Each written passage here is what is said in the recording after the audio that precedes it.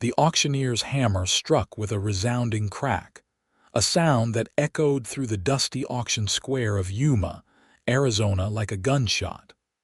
"Sold! To the gentleman in the black hat," he called, pointing a bony finger at the tall cowboy standing at the back of the crowd.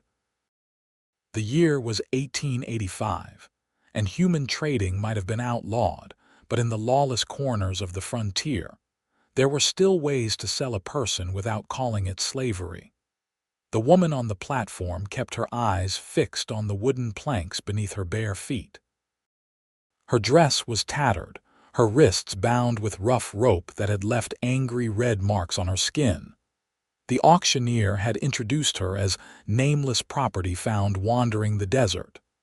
No history, no identity, just another piece of merchandise changing hands under the scorching Arizona sun.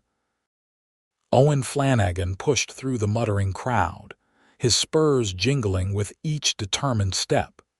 He was not a wealthy man by any measure, but the $60 he just spent represented nearly everything he had. As he approached the platform, the auctioneer shoved a piece of paper in his hand, a receipt of sale that made him sick to his stomach. "She don't speak much," the auctioneer said, tugging the woman forward by her bindings. "Found her half dead in the desert. No name, no memory. Might be good for housework, if nothing else." Owen looked at the woman, really looked at her. She was young, perhaps 22, with tangled dark hair and eyes the color of storm clouds. Despite her disheveled appearance, there was a dignity in the way she held herself, a silent defiance that hadn't been beaten out of her. "Cut her loose," Owen demanded, his voice low but carrying authority. The auctioneer shrugged and produced a knife, slicing through the ropes. The woman rubbed her wrists, still not meeting Owen's gaze. "Come on," Owen said to her, gentler now. "Let's get out of this damned place."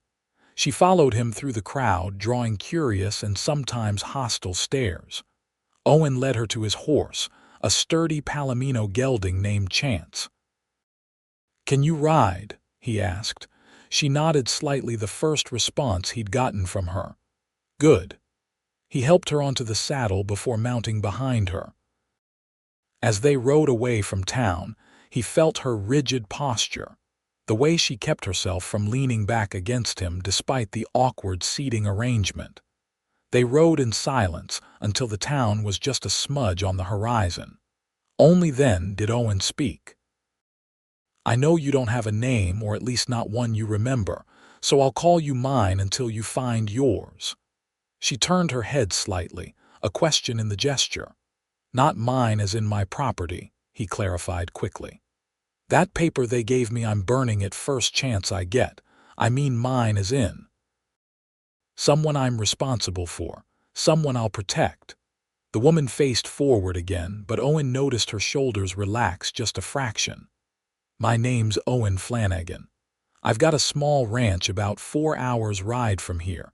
It's not much, but it's something I built with my own hands." He paused, wondering if she was even listening.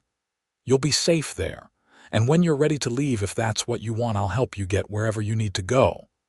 The sun beat down on them as they continued their journey across the arid landscape. Saguaro cacti stood like sentinels watching their passage, and dust devils swirled in the distance. Owen pointed out landmarks as they rode a peculiar rock formation, a cluster of barrel cacti in bloom, a distant mountain range that looked like a sleeping giant. "That's the Kofa Mountains," he explained. "Local legend says they were once a tribe of giants that angered the sky spirits. They were turned to stone as punishment." The woman turned slightly, her eyes following his gesture toward the mountains. It was the first sign of interest she'd shown in anything. By mid-afternoon, they stopped at a small spring nestled among rocks. Owen dismounted first, then offered his hand to help her down. She hesitated before taking it, her fingers cool despite the heat. "You must be thirsty," he said, leading her to the spring. "This water's clean, best in the territory." She knelt by the spring and cupped her hands, drinking deeply. Owen filled his canteen and offered her jerky from his saddlebag, which she accepted with a slight nod. "Not much of a talker, are you?" he observed, settling on a rock nearby, giving her space. "That's all right. Desert teaches a man the value of silence." As they rested in the shade, Owen studied her more carefully.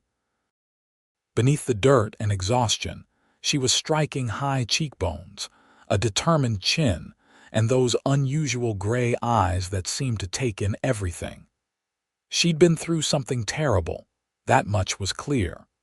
The bruises on her arms and the wary way she carried herself told a story without words. "I should call you something," he said eventually. "Can't just say hey you all the time." She looked at him, waiting. "How about Emma?" Owen suggested. "Just until you remember your real name or choose another." For the first time, the woman's expression changed, a slight furrow of her brow, a moment of consideration. Then, unexpectedly, she nodded. "Emma it is, then," he said with a small smile. "Emma, let's say Adler. Emma Adler." They continued their journey as the afternoon waned, the landscape gradually changing as they left the harshest desert behind. Scrubby mesquite appeared more frequently, and in the distance, Owen pointed out a line of cottonwoods that followed the course of a seasonal creek. "That's the edge of my property," he explained. "Not as grand as some spreads, but the water's reliable even in drought years. Makes all the difference out here." As they approached, Emma straightened in the saddle, taking in the modest homestead that came into view. A small but solidly built cabin stood near the creek, with a corral, barn, and bunkhouse nearby. A vegetable garden, protected by a fence of mesquite branches, grew alongside the cabin. "Home sweet home," Owen said as they rode into the yard. "It's not much," but he was interrupted by barking as a black and white border collie came tearing around the side of the cabin, followed by an older man who emerged from the barn. "That's Rex, the dog," Owen explained quickly. "And that's Samuel. He helps me run the place." Samuel approached as Owen dismounted. He was in his 60s, with weathered skin that spoke of decades under the Arizona sun, and a thick gray mustache that nearly hid his mouth. "Didn't expect you back so soon," Samuel said, before his eyes moved to Emma. Surprise flickered across his features, but to his credit, he controlled it quickly. "Samuel, this is Emma," Owen said, helping her down from the horse. "Emma, this is Samuel Carson, best ranch hand in the territory and an even better cook." Samuel tipped his hat. "Madam." Emma nodded in acknowledgement but stayed close to Owen's side, eyeing the dog warily as it circled and sniffed at her skirts. "Rex, back off," Owen commanded. The dog obeyed, sitting but continuing to watch Emma with curious eyes. "Emma will be staying with us," Owen continued, addressing Samuel. "She's had a rough time, found her at that auction in Yuma." Understanding dawned in Samuel's eyes. "I see." He turned to Emma with a gentler expression. "Well, Miss Emma, you're welcome here. I just put on a pot of stew that'll be ready shortly." "Thank you, Samuel," Owen said. "I think Emma could use some rest first, and maybe some clean clothes and a chance to wash up." "Of course," Samuel nodded. "I'll fetch some water for the wash basin." As Samuel headed toward the well, Owen led Emma toward the cabin. "You can have my room," he said. "I'll sleep in the bunkhouse with Samuel." Inside, the cabin was simple but well kept. A main room served as kitchen and living area, with a stone fireplace along one wall. 2 doors led off this room, one to Owen's bedroom and another to a small storeroom. "It's not fancy," Owen said, showing her to the bedroom, "but it's comfortable enough." The room contained a bed with a handmade quilt, a small chest of drawers, and a window that looked out toward the mountains. A washstand stood in one corner. "I don't have any women's clothes," Owen admitted, "but I've got a clean shirt you can use while we wash your dress. And tomorrow we can see about getting you proper things from town." Emma stood in the center of the room, looking lost despite the small size of the space. "I'll leave you to rest," Owen said, moving toward the door. "Samuel will bring water for washing up. When you're ready, come out for some food." He was almost out the door when he heard it so soft he nearly missed it. "Thank you." Owen turned, surprised. Emma's voice was rough from disuse, but had a musical quality beneath the hoarseness. "You're welcome," he replied, not wanting to make too much of this small breakthrough. "Take all the time you need."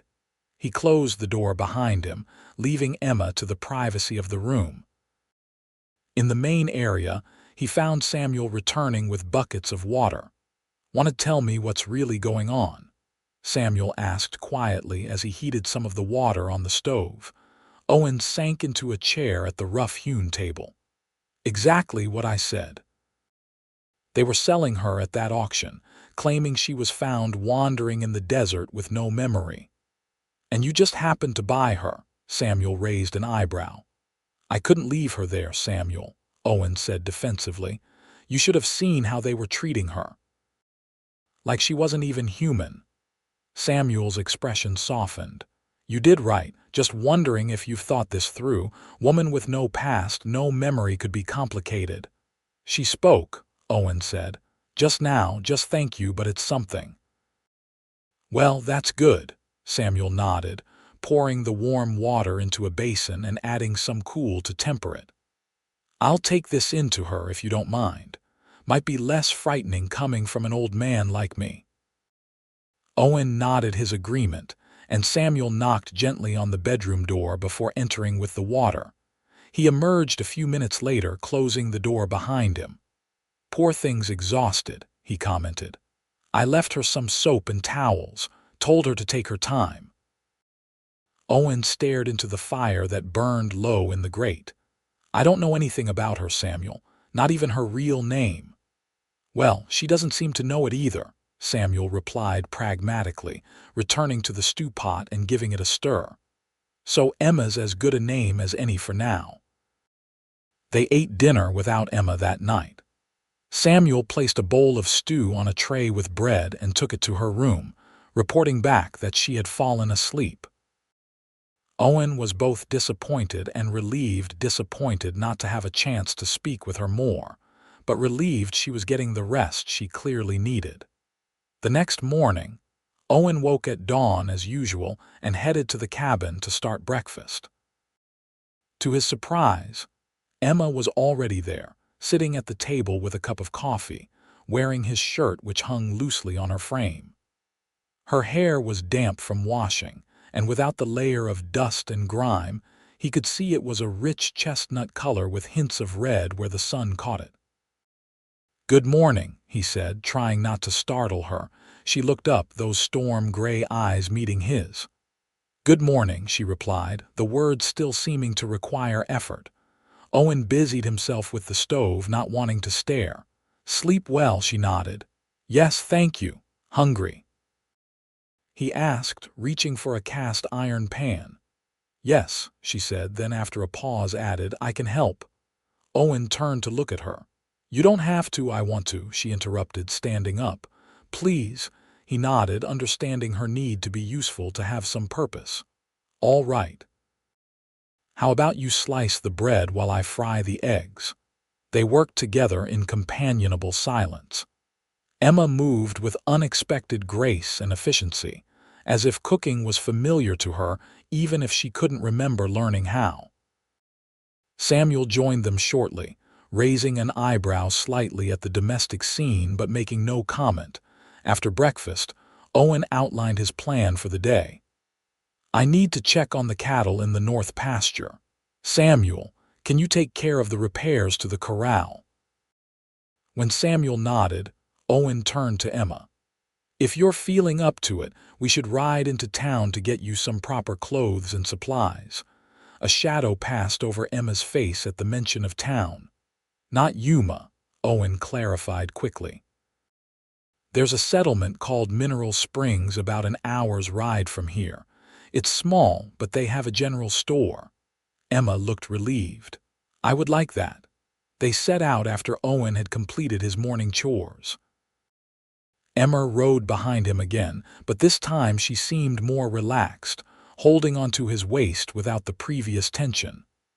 The ranch isn't much, Owen said as they rode, but it's starting to turn a profit. I run about 200 head of cattle. Nothing compared to the big operations, but enough to get by. How long have you had it? Emma asked, her voice gaining strength with use. 5 years, Owen replied, pleased that she was showing interest and asking questions. Bought it when it was nothing but overgrazed land and a falling-down shack. Samuel's been with me from the start. Don't know what I'd do without him.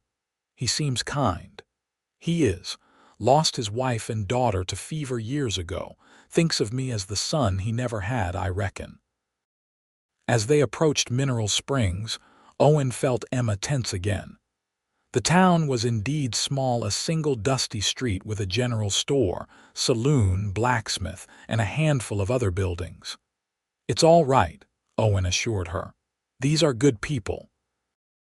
And you don't have to talk to anyone if you don't want to. The general store was run by a plump, friendly woman named Mrs. Peterson, whose eyes widened slightly at the sight of Emma but who recovered quickly. Mr. Flanagan, she greeted them. What can I do for you today, Mrs. Peterson? This is Miss Emma Adler, Owen said. She's staying at my ranch and needs some clothes and personal items. Mrs. Peterson's eyes sparkled with interest, but she maintained her professionalism. Of course. Come this way, dear. Emma followed Mrs. Peterson to the back of the store where women's ready-made clothing was displayed. Owen hung back, feeling out of place among the bolts of fabric and female garments. Mrs. Peterson, sensing Emma's discomfort with questions, expertly guided her through selections without prying. Within half an hour they had assembled a modest but practical wardrobe: 2 everyday dresses, a slightly nicer one for Sundays, undergarments, a shawl, and sturdy boots. Anything else you need, dear? Mrs. Peterson asked kindly. Emma hesitated, then pointed to a hairbrush and some ribbon. Excellent choices, Mrs. Peterson approved, adding them to the pile. As Owen paid for the purchases, he noticed Emma examining a small leather-bound journal on a nearby shelf. Add that too, he told Mrs. Peterson. And a pencil. Emma looked at him in surprise. Thought you might like to write things down, he explained. Maybe it would help with your memories. A shadow of something gratitude perhaps crossed Emma's face. Thank you. Their next stop was the local doctor, a youngish man named Dr. Mitchell, who had set up practice in Mineral Springs after the war. Owen explained Emma's situation in vague terms, saying only that she had been found wandering in the desert with apparent memory loss. Dr. Mitchell examined her carefully, checking for signs of head injury. No obvious trauma, he concluded. Memory loss can result from physical injury but also from severe shock or emotional distress. He looked at Emma kindly. The mind sometimes protects itself by forgetting, Miss Adler. The memories may return in time or they may not. Is there anything we can do to help? Owen asked. Patience, Dr. Mitchell advised. Familiar activities might trigger recollections. Don't pressure her to remember, but be supportive if memories do surface. He turned back to Emma. And you should eat well and rest. You're somewhat malnourished and exhausted, which won't help matters. After leaving the doctor's office, Owen suggested lunch at the small cafe before heading back to the ranch. Emma agreed, though she grew noticeably tense when they entered the busy establishment. Several patrons glanced their way with curious expressions. Owen guided her to a table in the corner, positioning himself so that he blocked her from most of the room's view. Just folks wondering who the new face is, he said quietly. Small-town curiosity, nothing to worry about. They ordered beef stew and biscuits. Emma ate slowly but steadily, as if reacquainting herself with the simple pleasure of a good meal. Owen tried to keep conversation light, telling her about the town and its inhabitants without expecting much response. As they were finishing, the cafe door swung open and a tall man in an expensive suit entered, followed by two rough-looking cowboys. Owen stiffened almost imperceptibly. "Who is that?" Emma asked, noticing his reaction. "Victor Harlow," Owen replied quietly. "Owns the biggest ranch in the county. About 10 times the size of mine." Harlow surveyed the room with the confidence of a man accustomed to deference. His gaze landed on Owen and Emma, his eyes lingering on Emma with interest. He changed direction, heading toward their table. "Flanagan," he greeted, his voice carrying the polish of Eastern education. "Don't often see you in town." Owen nodded curtly. "Harlow." Harlow's attention shifted fully to Emma. "And who might this lovely lady be, Miss Emma Adler?" Owen said. "Emma, this is Victor Harlow." Emma nodded slightly but didn't speak. "Miss Adler," Harlow said, removing his hat in a flourish that seemed excessive. "A pleasure. Are you new to our little corner of the territory?" Before Emma could respond, Owen cut in. "Miss Adler is my guest. She'll be staying at my ranch for a while." Something calculating flashed in Harlow's eyes. "Indeed.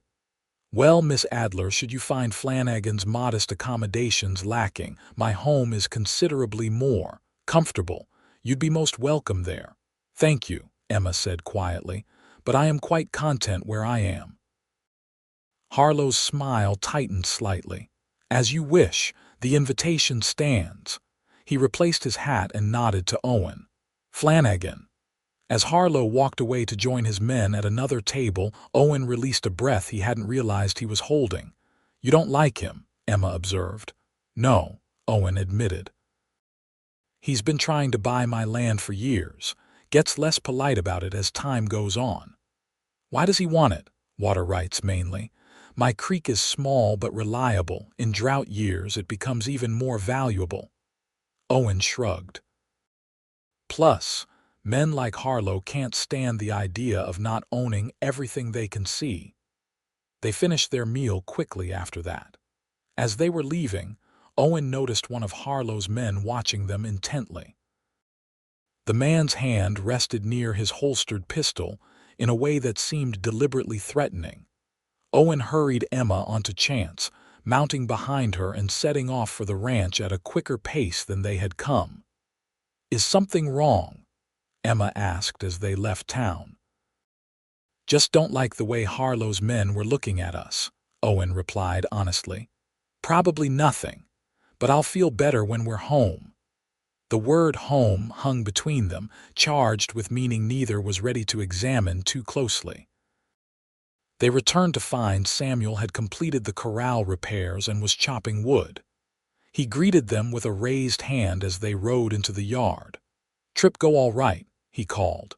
"Fine," Owen replied, dismounting and helping Emma down. "Got everything we needed." Emma took her packages into the cabin while Owen unsaddled Chance. Samuel approached, lowering his voice. "Riders came by while you were gone," he said. "Asked about a woman matching her description." Owen's hands stilled on the saddle. "Who were they?" "Didn't give names."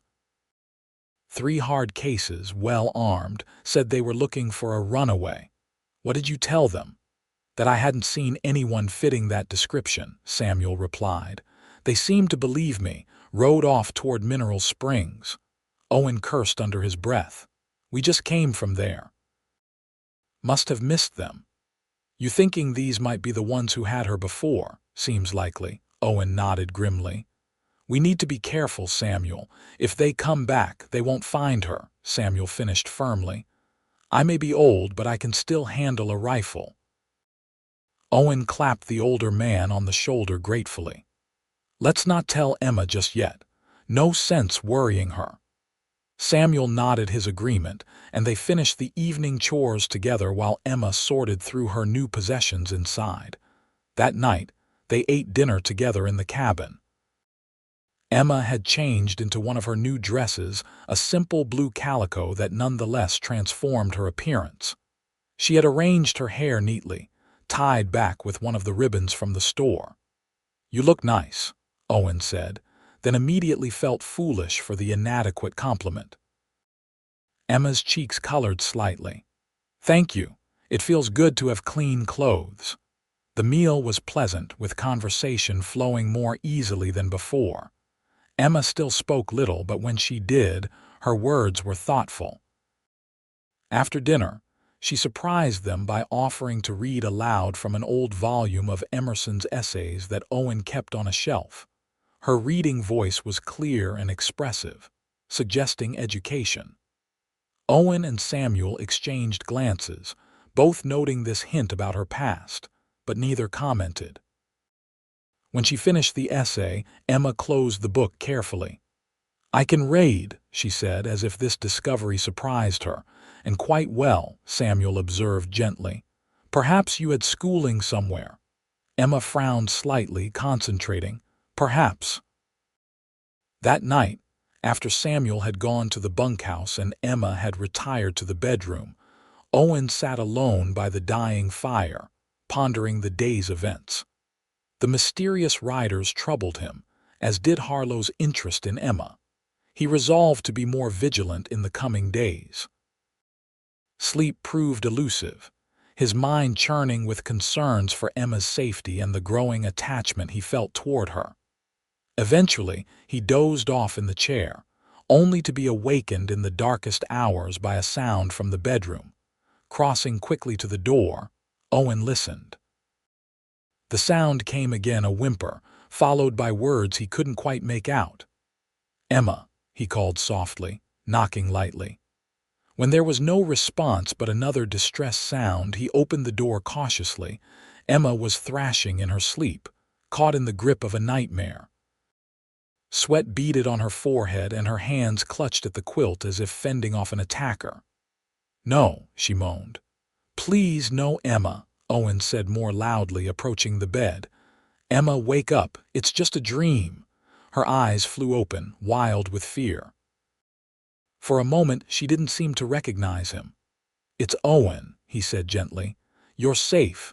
You're at my ranch, remember?" Recognition dawned, followed by embarrassment. "I'm sorry," she whispered. "Nothing to be sorry for," Owen assured her. "Want to talk about it?" Emma sat up, drawing her knees to her chest. "I saw faces, men's faces. They were laughing," she shuddered. "I couldn't move, couldn't run." Owen sat carefully on the edge of the bed. "Do you recognize the men from your dream? Were they the ones from the auction?" She shook her head. "I don't know. Their faces are fading already." She looked up at Owen, vulnerable in the moonlight filtering through the window. "Will I ever remember who I am?" "I don't know," Owen answered honestly. "But even if you don't, that doesn't mean you can't decide who you want to be from now on." Emma considered this. What if who I was isn't someone worth remembering? Owen reached out, hesitantly covering her hand with his own. "I don't believe that for a second." The moment stretched between them, charged with unspoken emotions. Finally, Owen stood. "Try to get some rest," he said. "I'll be right outside if you need anything." Emma nodded, lying back down. "Thank you, Owen." "You're welcome, Emma." He returned to his chair by the fire, more determined than ever to protect her not just from external threats, but from the shadows of her own past. The next few weeks established a routine on the ranch. Emma gradually took on more responsibilities, seeming eager to earn her keep. She proved adept at cooking, gardening, and even some ranch work, though Owen was careful not to let her overtax herself. Her strength and color improved with regular meals and rest, and she began to fill out her clothes in a way that Owen tried not to notice too obviously. Her periods of silence grew less frequent, though she still had a thoughtful, reserved quality that suggested she was processing much more than she expressed. Occasional flashes of memory surfaced. She knew how to make bread without being shown, could identify various medicinal plants in Samuel's small herb garden, and once corrected Owen on a point of geography when he mentioned the Gila River. But these fragments didn't coalesce into a coherent past. Owen found himself increasingly drawn to her not just physically, though she was undeniably beautiful, but to her resilience, intelligence, and the quiet dignity with which she faced her uncertain situation. He caught himself watching her as she hung laundry or tended the garden, admiring the graceful efficiency of her movements. Samuel noticed, of course. "You're sweet on her," he observed one afternoon as they mended fences far from the cabin. Owen didn't bother denying it. "Doesn't matter. She's got enough to deal with without my feelings complicating things." "Might not complicate them," Samuel suggested. "Might be exactly what she needs." Owen shook his head. "She doesn't even know who she is yet. How can she know what or who she wants?" Samuel hammered a nail with more force than necessary. "Life's short, Owen. Take it from an old man who knows." The conversation was interrupted by the distant sound of hoofbeats. Both men tensed, reaching for their rifles before recognizing the rider as Jake Miller, a neighboring rancher. "Owen," Jake called as he rode up. "Thought you should know there's been talk in town, men asking about a woman." Owen's jaw tightened. "What kind of men?" "Hard-looking bunch, 4 of them, saying she's a runaway wife who stole from her husband, offering a reward for information." Owen and Samuel exchanged grim looks. "They showing a picture?" Samuel asked. Jake shook his head. "Just a description. Dark hair, gray eyes, about 22, says she might be using a false name." He looked at Owen directly. "That new woman staying with you is my cousin from back east," Owen cut in firmly. "Visiting for her health." Jake nodded, understanding the message. "That's what Mrs. Peterson's been telling folks too. Just thought you should know what's being said." "Appreciate the warning," Owen said. "You staying for supper?" "Can't. Got to get back to my place before dark." Jake tipped his hat. "You take care, Owen." "Samuel." After Jake departed, Samuel looked at Owen questioningly. "We need to tell her," Owen said, answering the unspoken question. "She has a right to know." When they returned to the ranch, they found Emma singing softly as she kneaded bread dough. The domestic scene, so normal and peaceful, made what they had to tell her all the more difficult. Owen explained about the men searching for her, watching her face carefully as he spoke. At first, she seemed merely worried, but as he described the claim that she was a runaway wife, her expression changed to something darker, not fear, but anger. "I'm not anyone's wife," she said with unexpected vehemence. "I know that much." "You're remembering something?" Owen asked gently. Emma pressed her fingers to her temples. "Not exactly, just a feeling, a certainty." She looked up at Owen, her gray eyes intense. "I would know if I were married, wouldn't I?" "I reckon you would," Owen agreed. "But these men are claiming otherwise, and they're offering money for information." "Most folks around here wouldn't sell you out," Samuel added, "but it only takes one." Emma's hands trembled slightly. "What should I do?" "You stay right here," Owen said firmly. "This is your home as long as you want it to be." The words were out before he could consider their implications. Emma's eyes widened slightly. "Do you mean that?" "I do," Owen confirmed, meeting her gaze steadily. That evening they implemented additional precautions. Samuel moved his bedroll into the main room of the cabin rather than sleeping in the bunkhouse. Owen cleaned and checked all the firearms, making sure they were loaded and accessible. Emma watched these preparations with a troubled expression. "I've brought danger to your door," she said, as Owen placed a shotgun near the front entrance. "These men were dangerous long before you arrived," Owen replied, "and I've dealt with worse." Later, as Samuel snored softly by the fire, Owen sat at the table cleaning his revolver. Emma joined him, the journal he'd bought her in her hands. "I've been writing," she said, trying to capture any fragments of memory that surface. "Has it helped, perhaps?" She hesitated. "I remembered something today, a name Elizabeth." Owen looked up from his task. "Your name? I don't think so." Emma shook her head. "It doesn't feel like mine. But it's important somehow." "Elizabeth," Owen repeated. "We could try using it, see if it triggers more memories." Emma considered this, then shook her head. "No, I'm Emma now, at least until I'm certain of who I was before." Owen smiled slightly. "Emma it is, then." She opened the journal, revealing pages filled with neat handwriting. "I've been writing down my dreams, too. They're becoming clearer." "What do you see in them?" "A house," she said.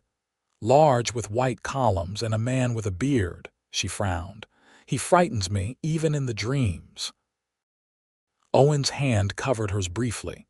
"Dreams can be just dreams, Emma, but if they're memories, we'll face them together when the time comes." Emma looked at their hands, then up at Owen's face. "Why are you doing all this for me? You don't even know who I am." "I know enough," Owen said simply. "I know you're kind and strong and smarter than most folks I've met. The rest, well, we'll figure that out as we go."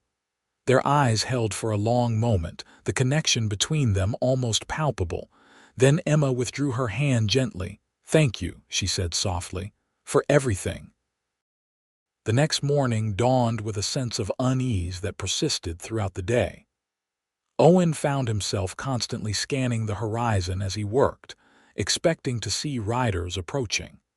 He kept Emma and the cabin in sight as much as possible, reluctant to venture too far from the homestead. By mid-afternoon, dark clouds had gathered over the mountains, promising one of the sudden, violent storms common in that part of Arizona during certain seasons. "Going to be a gully washer," Samuel predicted, sniffing the air. "Better secure everything that might blow away." They worked quickly to prepare for the storm, bringing in tools, reinforcing the chicken coop, making sure the barn doors were secure. Emma helped, gathering eggs and vegetables that might be damaged by heavy rain. The storm hit with surprising ferocity just as dusk was falling. Rain lashed against the cabin windows, driven by howling wind. Lightning split the sky in jagged bursts, followed by thunder that seemed to shake the very ground. "Haven't seen one this bad in a while," Samuel commented as they gathered around the fire in the main room. "Hope the creek don't flood." Owen nodded grimly. "If it does, we might lose some of the lower pasture." The storm raged through the night, making sleep difficult. Owen dozed fitfully in his chair, awakening fully when a particularly violent thunderclap rattled the windows. He noticed Emma standing by the front window, peering out into the darkness. "Everything all right?" he asked, joining her. "I thought I saw something," she said. "A light out near the road." Owen looked where she pointed, but saw nothing except sheets of rain illuminated occasionally by lightning. "Probably just lightning reflecting off water," he suggested, but moved to check that the shotgun was still by the door. The storm began to abate as dawn approached, the thunder moving off to the east, though rain continued to fall steadily.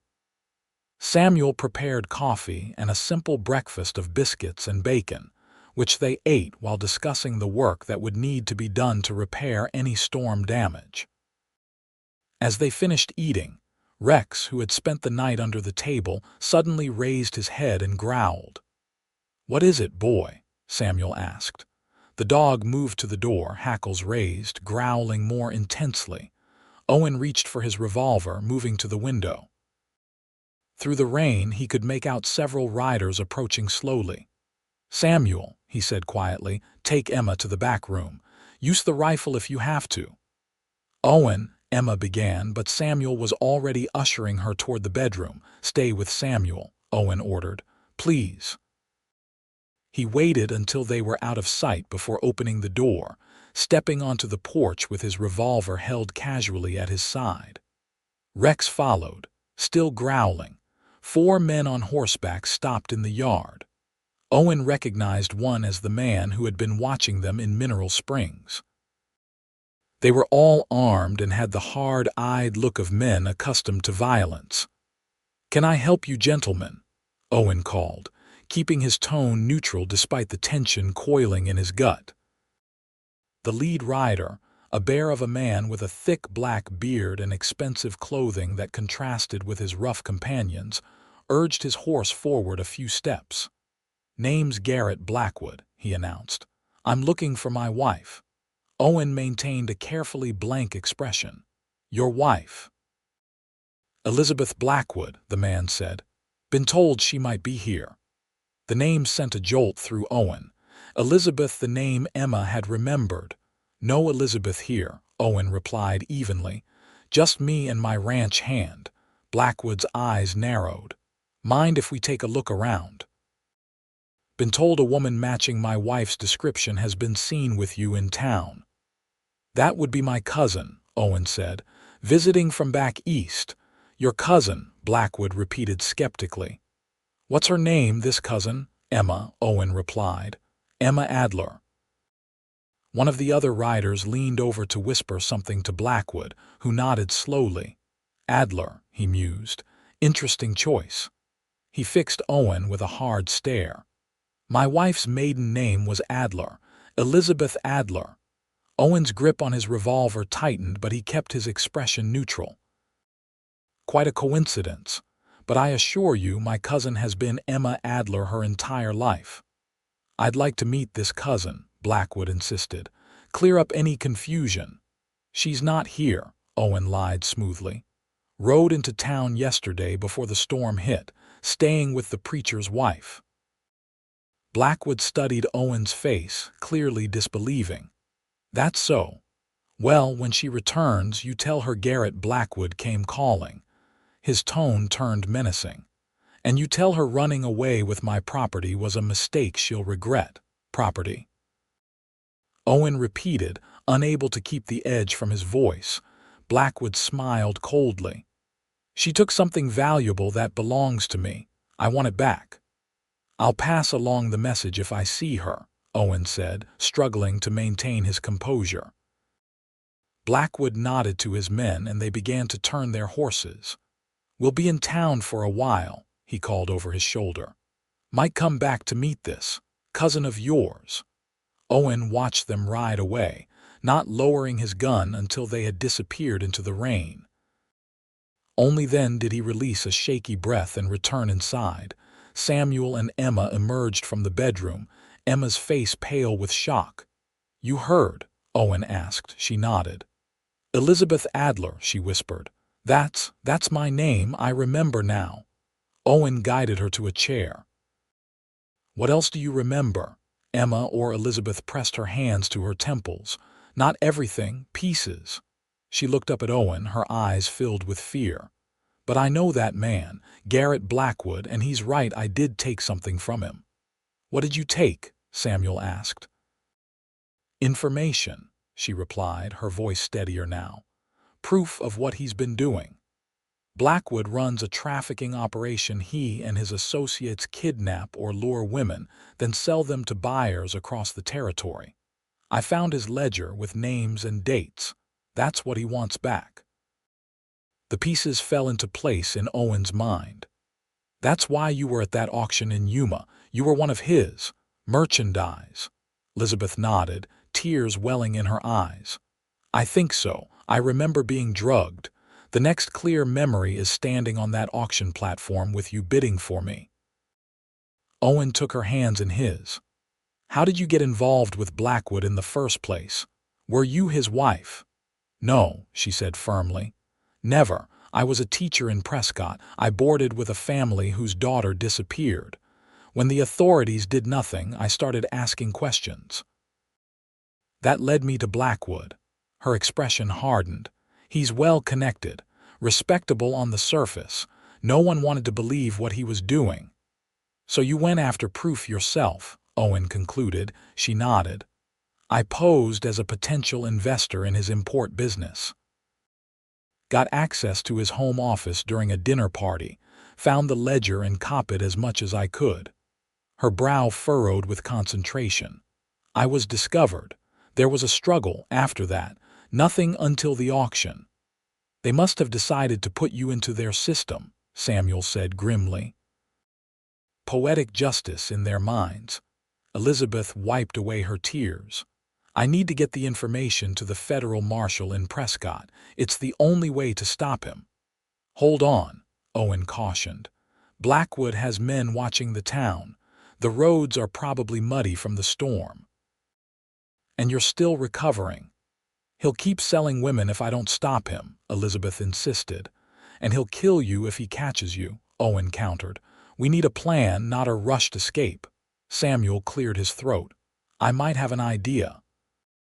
Harlow's having one of his fancy parties tomorrow night. Heard about it in town last week. Blackwood seems the type to attend, might keep him occupied while we get Elizabeth to safety." "Harlow," Owen repeated thoughtfully. "He's not my favorite person, but he has enough influence to protect Elizabeth if we can convince him of the truth." Elizabeth looked doubtful. "Can he be trusted with this?" "Yes," Owen decided. "Harlow's many things, but he's got a sister in Tucson who runs a home for abused women. This is the sort of thing he'd take personally." They spent the rest of the day formulating their plan. Owen would attend Harlow's party, ostensibly to discuss water rights, while Samuel and Elizabeth took the back roads toward Prescott. They would meet at a predetermined location. Once Owen had secured Harlow's support and confirmed Blackwood was occupied. As darkness fell, the rain finally stopped. Owen stepped outside to check the animals and assess the storm damage. Elizabeth joined him a few minutes later, wrapping a shawl around her shoulders against the evening chill. "The garden survived," she noted, looking at the muddy but intact vegetable patch.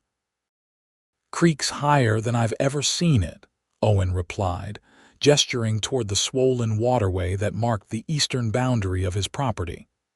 "But the cabin's high enough to be safe." They stood in silence for a moment, watching the last light fade from the sky. Stars were beginning to appear as the clouds dispersed. "I should have told you everything as soon as I started remembering," Elizabeth said finally. "I've put you and Samuel in danger." "You were protecting yourself," Owen said. "Can't fault you for that." "Even so, Elizabeth," Owen interrupted, turning to face her. "When I found you on that auction block, I promised myself I'd help you. That hasn't changed now that I know your name."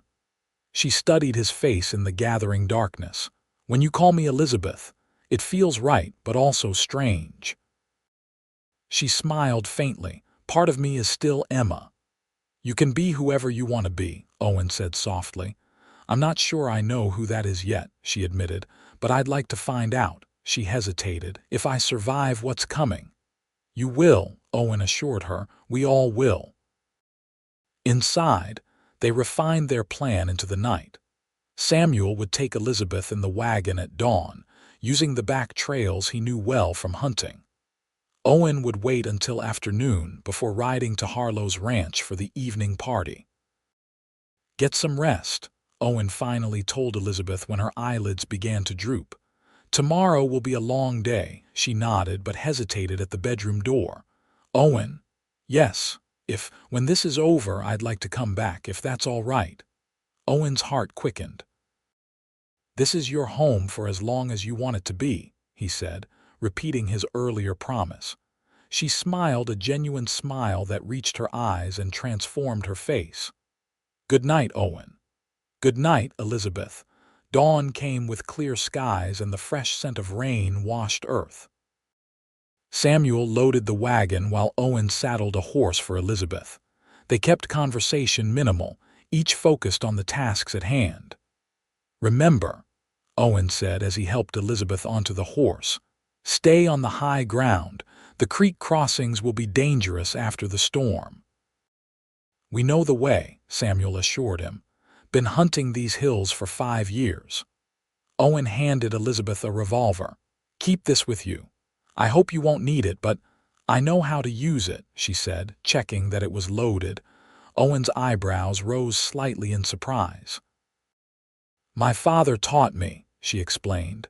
He believed women should know how to protect themselves. Smart man, Owen approved. He reached up to squeeze her hand briefly. I'll see you at Widow Carson's place by sundown tomorrow. As they prepared to depart, Elizabeth suddenly leaned down from her horse and pressed a quick kiss to Owen's cheek. For luck, she murmured, color rising in her face. Before Owen could respond, she had urged her horse forward, following Samuel's wagon down the trail that led away from the ranch.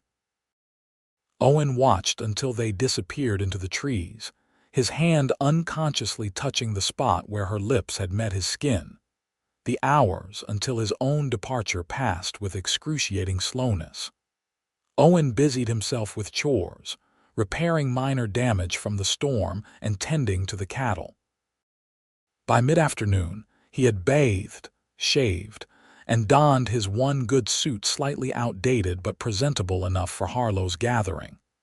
He rode toward Harlow's ranch as the sun began its descent, rehearsing what he would say. The property came into view as he crested a hill, a sprawling main house surrounded by outbuildings, corrals, and well-maintained grounds.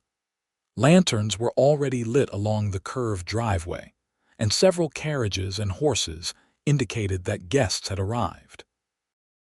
A servant took his horse, and Owen was directed to the main house. Inside, the contrast with his own modest cabin was stark.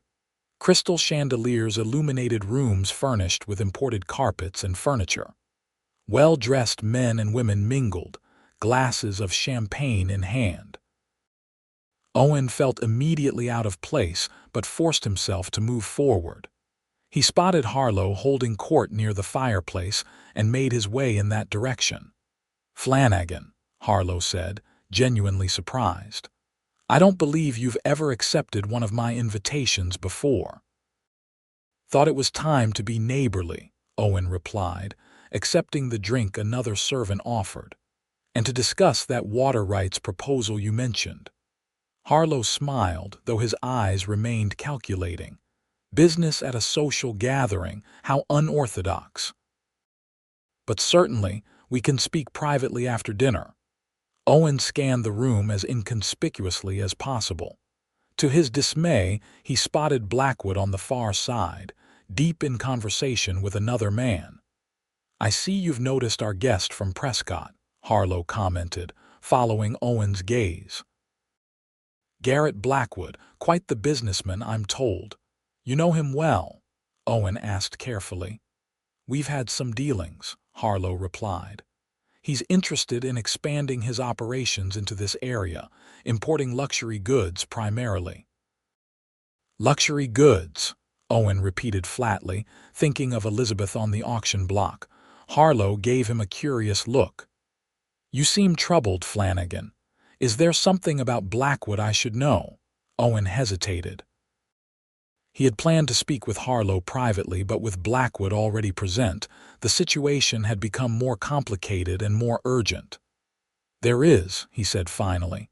But not here. Can we speak somewhere private?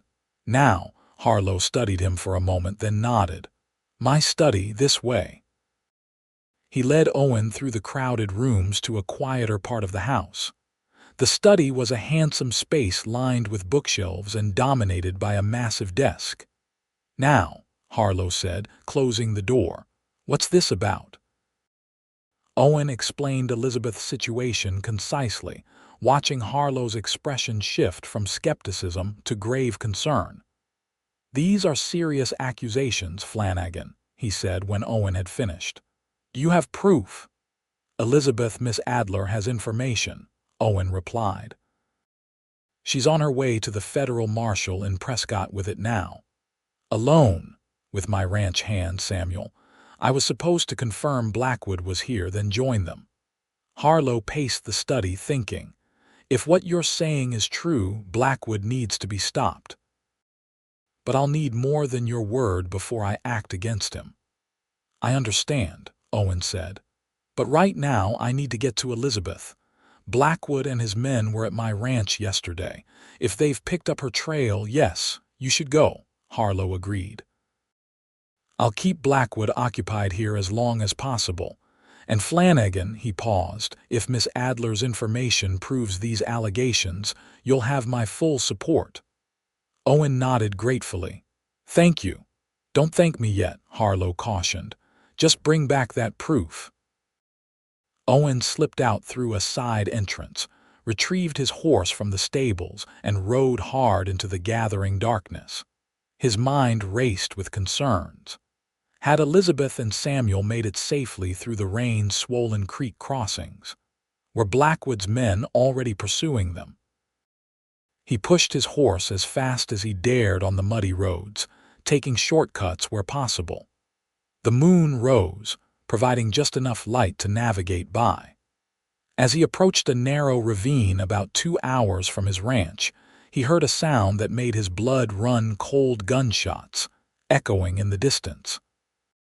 Owen drew his revolver and urged his tired horse forward, following the sounds. As he rounded a bend in the trail, he came upon a nightmarish scene. Samuel's wagon was overturned in the creek. 2 bodies lay motionless nearby Blackwood's men, Owen realized with grim satisfaction. But there was no sign of Samuel or Elizabeth. Dismounting quickly, Owen searched the area. Blood on the rocks near the creek suggested someone had been wounded. Boot prints led away from the scene, up the ravine. Following the tracks, Owen moved as quietly as possible, straining his ears for any sound. The trail led to a small cave partially hidden by brush. As he approached, he heard low voices. "Need to stop the bleeding," Elizabeth was saying, her voice tight with worry. "I'll be fine," came Samuel's reply, though he sounded weak. "You need to keep moving. Get to Prescott." "I'm not leaving you," Elizabeth insisted. Owen stepped into the cave opening. "No one's leaving anyone." "Owen," Elizabeth gasped, relief flooding her face. Samuel was propped against the cave wall, a bloodied bandage around his upper arm. Elizabeth knelt beside him, her dress stained with blood and mud. "What happened?"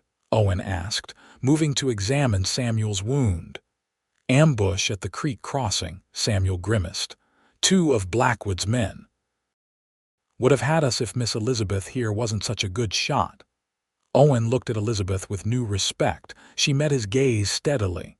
"I told you I knew how to use a gun," she said, "though I've never had to shoot a man before." Her voice trembled slightly. "You saved our lives," Samuel said. "Nothing to regret in that." Owen checked Samuel's wound carefully. "Clean through the muscle. Painful but not life-threatening if we get it properly treated soon." "Blackwood will have more men looking for us," Elizabeth warned. "And he's probably realized by now that I don't have the actual ledger with me." "Where is it?" Owen asked. "Hidden in Prescott," she replied. "I gave a copy to a friend for safekeeping before I was captured, but kept the original location secret in case I was caught." Owen outlined his conversation with Harlow and the plan moving forward. "We can't go back the way you came," he concluded. "Too dangerous with Samuel wounded. There's another route to Prescott through the mountains, longer but safer." "I can ride," Samuel insisted, though his pallor suggested otherwise. "We'll rest here until dawn," Owen decided. "Then make for Widow Carson's place. She's only about 3 hours from here, and she can tend to Samuel's wound properly." They settled in for the uncomfortable night, Owen taking the first watch while Elizabeth helped Samuel drink some water and take a few bites of the jerky Owen had brought. Later, when Samuel had drifted into uneasy sleep, Elizabeth joined Owen at the cave entrance. "I'm sorry," she said quietly, "for bringing this danger to you both." "You didn't bring it," Owen replied. "Blackwood did, and men like him have been bringing danger to innocent people for too long." Elizabeth was silent for a moment, watching the moonlight on the landscape below. "When this is over," she said finally, "what happens next?" Owen turned to look at her. What do you want to happen? I was a teacher, she said thoughtfully. I enjoyed it, but after all this, she gestured vaguely. I'm not the same person I was before. Few of us stay the same through hard times, Owen observed. Doesn't mean the changes are all bad. Elizabeth met his gaze. No, not all bad, she hesitated. When you called me mine that first day, just until I found my name, it gave me something to hold on to, something that felt right. Owen's heart quickened. Elizabeth, she placed her fingers gently against his lips. Not yet, she whispered. Let's get through this first, then we can talk about what comes next. Dawn found them preparing to move out. Samuel insisted he could ride, though Owen arranged a makeshift sling for his injured arm. They traveled cautiously, avoiding the main trails and keeping to higher ground where they could watch for pursuers. By mid-morning, they reached Widow Carson's isolated cabin. The widow, a tough, gray-haired woman who had survived 30 years on the frontier, took one look at their bedraggled state and ushered them inside without questions. Gunshot, she noted, examining Samuel's wound. Clean enough. I'll fix you up. She looked at Elizabeth and Owen. You two look dead on your feet. There's food on the stove and fresh water in the basin. Help yourselves. While the widow tended to Samuel, Owen and Elizabeth washed away the dirt of their journey and ate the simple but filling stew the widow had prepared. Widow Carson was a nurse during the war, Owen explained. Samuel couldn't be in better hands. Elizabeth nodded, relief evident in her face. What's our next move? We rest today, Owen decided. Continue to Prescott tomorrow. With luck, the marshal will have received word from Harlow by then. They spent the day recovering their strength. Samuel, properly bandaged and dosed with the widow's herbal remedies, slept most of the afternoon. Owen and Elizabeth took turns keeping watch, though no sign of pursuit appeared. As evening approached, Owen found Elizabeth sitting on the widow's small porch, watching the sunset paint the distant mountains in shades of gold and purple. Beautiful, isn't it? She said as he joined her. Yes, Owen agreed, though he was looking at her rather than the view. Elizabeth smiled, catching his gaze. I've been thinking about what happens after Prescott. And I want to go home, she said simply. Owen's heart sank, thinking she meant returning to her previous life. To your teaching position. No, Elizabeth clarified, turning to face him fully. To the ranch, to you. Owen's breath caught. Elizabeth, I know it's fast, she hurried on, and maybe it's just gratitude or the circumstances pushing us together, but I don't think so. Her eyes held his steadily. I feel like I've known you much longer than these few weeks. Like some part of me recognized you even before I knew myself. Owen took her hands in his. I felt it too. From the moment I saw you on that platform, something told me you were meant to be in my life. So, Elizabeth said, a smile playing at the corners of her mouth, when this is over, would you mind terribly if I came back? Not as your cousin or as Emma or even as Elizabeth, but as yours. I'd mind terribly if you didn't, Owen replied, his voice rough with emotion. Their first kiss was gentle, tentative, a promise rather than a passion. Elizabeth's hands came up to frame his face, and Owen drew her closer, careful and reverent. When they separated, Elizabeth's eyes shimmered with unshed tears. I was so afraid, she confessed, that I'd never remember who I was. But now I think that even if I'd never remembered my past, I could have built a future with you that would have been enough. Owen brushed a strand of hair from her face. Your past made you who you are. I'm glad you found it again, but it's your future I want to be part of. They were interrupted by the widow clearing her throat in the doorway. Supper's ready, she announced, a knowing look in her eyes, and your friend's asking for you both. They found Samuel sitting up in bed, his color much improved. Widow Carson says I'll live, he reported with a wry smile. You'd better, Owen replied, clapping his good shoulder gently. I'm counting on you to be best man at my wedding." Samuel's eyebrows shot up, and he looked between Owen and Elizabeth. "That was quick," he observed, though his smile was approving. "Though I can't say I'm surprised." Elizabeth blushed but didn't contradict Owen's implication. Instead, she squeezed his hand and changed the subject to their plans for reaching Prescott. The next morning, they set out again, with the widow's blessing and a supply of her special healing salve for Samuel's wound.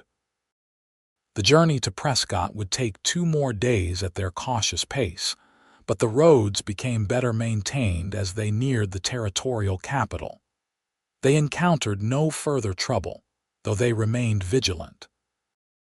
On the afternoon of the second day, the buildings of Prescott came into view, a substantial town that served as the territorial government seat.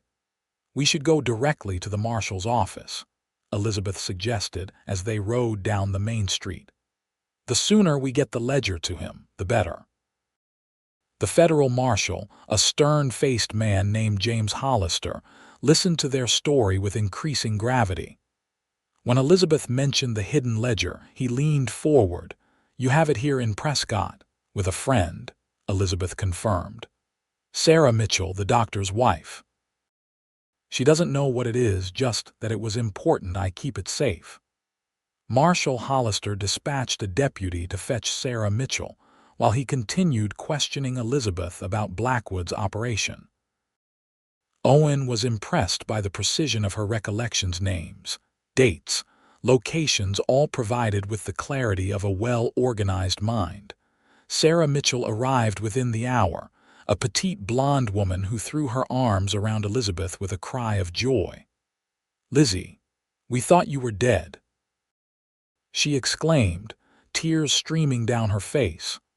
"When you disappeared after telling me about investigating that man," she broke off, noticing Owen and Samuel for the first time. Elizabeth made quick introductions before asking, "Sarah, you still have the package I left with you?" Sarah nodded. "Hidden exactly where you told me. No one's touched it." "We need to get it now," Elizabeth urged, under Marshal Hollister's protective escort. They retrieved the ledger from its hiding place beneath a loose floorboard in the Mitchells' guest room. The book itself was unremarkable, a standard business ledger, but its contents were damning. Page after page detailed acquisitions and sales with dates, amounts, and initials that Elizabeth could identify as Blackwood's associates.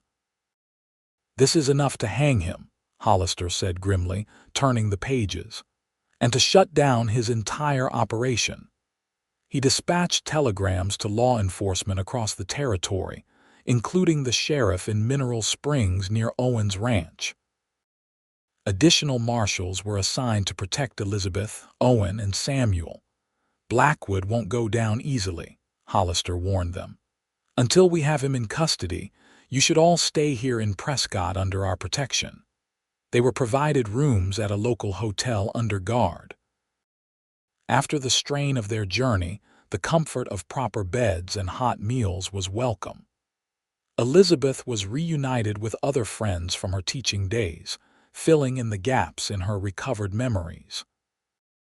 3 days later, word came that Blackwood had been arrested at Harlow's ranch, along with several of his associates. Harlow himself had assisted in the arrest, providing evidence of Blackwood's attempts to expand his operation. "It's over," Elizabeth said as they sat together in the hotel dining room, reading the telegram from Marshal Hollister. "They'll transport him to Prescott for trial, but with the evidence we have, there's no doubt about the outcome." Owen reached across the table to take her hand. "What happens now?" Elizabeth smiled, twining her fingers with his. "Now we go home." They testified at Blackwood's trial 2 weeks later. Elizabeth's clear, unwavering account of his operation, supported by the ledger and corroborating evidence from other witnesses, ensured his conviction. The judge sentenced him to hang, along with his 2 principal associates. As they left the courthouse after the verdict, Elizabeth took a deep breath of the crisp autumn air. "I feel like I can finally breathe again," she said. "Like I've been holding my breath since the day I discovered what he was doing." "It took courage to stand up to him," Owen said, his admiration evident. "Not many would have done what you did." Elizabeth's expression turned thoughtful. "It wasn't just courage. It was knowing I couldn't live with myself if I looked away." She glanced at Owen. "Some choices define who we are, like buying a nameless woman at an auction," Owen suggested with a faint smile. "Exactly like that." Elizabeth returned his smile. "Though I wasn't entirely nameless, was I? You gave me a name that day. I called you mine," Owen remembered. "And I still am," she assured him, "even though I found my own name again." They were married a week later in a simple ceremony at Prescott's small church. Sarah Mitchell stood as Elizabeth's witness, while Samuel, his arm still in a sling but otherwise recovered, stood proudly beside Owen. Victor Harlow surprised everyone by attending and presenting them with a generous wedding gift, the deed to a small parcel of land adjoining Owen's ranch, effectively doubling his water rights. "Consider it compensation for your assistance in removing an undesirable element from our business community," Harlow said with uncharacteristic humility, "and perhaps the beginning of a more neighborly relationship." After the ceremony, they began the journey back to the ranch. Samuel rode ahead to get things ready, though Owen suspected he simply wanted to give them privacy on their honeymoon journey. They traveled at an easy pace, taking time to enjoy the changing landscape and each other's company. On their final night before reaching the ranch, they camped beneath the stars, wrapped in blankets beside a small fire. "You remember the night you first called me Emma?" Elizabeth asked, her head resting on Owen's shoulder as they gazed up at the star-filled sky. "Every detail," Owen replied. "You looked so lost but still so determined." "I was terrified," she admitted, "but when you said you'd call me yours until I found my name, it gave me hope, something to hold on to." Owen kissed her forehead. "I meant it then. I mean it even more now." "I know," Elizabeth murmured, nestling closer. "And now I have both my name and yours." They reached the ranch the next day to find Samuel had indeed been busy. The cabin was spotlessly clean, with fresh wildflowers on the table and a special dinner prepared. He had even enlisted the help of Widow Carson, who had baked a wedding cake and prepared the bedroom with fresh linens and more flowers. "This is too much," Elizabeth protested, though her shining eyes betrayed her pleasure. "Nonsense," the widow declared. "Not every day my favorite patients get married. Now, Samuel and I are heading back to my place for a few days. You young folks need privacy." After they had gone, Owen and Elizabeth stood together on the porch, watching the sunset paint the landscape in golden light. "I remember my first glimpse of this place," Elizabeth said. "Even exhausted and frightened, I thought it was beautiful." "It's more beautiful with you here," Owen replied. "Everything is." She turned in his arms, her face tilted up to his. "I love you, Owen Flanagan. Not because you saved me, but because you saw me, really saw me even when I didn't know myself." "I love you, Elizabeth Flanagan," he answered, savoring the sound of her married name. "And I'll keep calling you mine long after we're both old and gray. Promise?" she asked, her eyes bright with happiness. "Promise," he affirmed, sealing the vow with a kiss as the first stars appeared in the darkening sky. In the years that followed, the Flanagan Ranch prospered. With the additional water rights from Harlow's wedding gift, Owen was able to increase his herd and improve his pastureland. Elizabeth established a small school for the children of neighboring ranchers, teaching in a purpose-built schoolhouse Owen constructed near their home. Samuel remained with them, becoming a beloved uncle figure to the three children, They eventually had 2 boys and a girl, all with their mother's intelligence and their father's steadfast character. Their story became something of a legend in the territory, the nameless woman who found not only her identity, but her purpose and her heart's companion. Whenever new settlers or travelers passed through, they would invariably hear some version of it, usually ending with Owen's words that had become a family motto of sorts. "I'll call you mine till you find yours, and even after." On their 20th wedding anniversary, as they sat together on the porch of their expanded home, watching their children and grandchildren playing in the yard, Elizabeth turned to Owen with the same smile that had captivated him all those years ago. "You ever think about that day in Yuma?" she asked. "How different our lives would be if you hadn't been there." Owen took her hand, running his thumb over the simple gold band he'd placed there 2 decades earlier. "I don't believe in accidents, Elizabeth. I was meant to find you that day. And I was meant to forget, just long enough to find you," she added. Strange how life works. As the sun set on another day in the life they had built together, Owen kissed his wife's hand and echoed the words that had begun their journey. "You'll always be mine, Elizabeth Flanagan, till the end of our days and beyond." "And you'll always be mine," she replied, resting her head on his shoulder as they watched the first stars appear in the twilight sky, their light a reminder of promises kept and love that had only grown stronger with each passing year.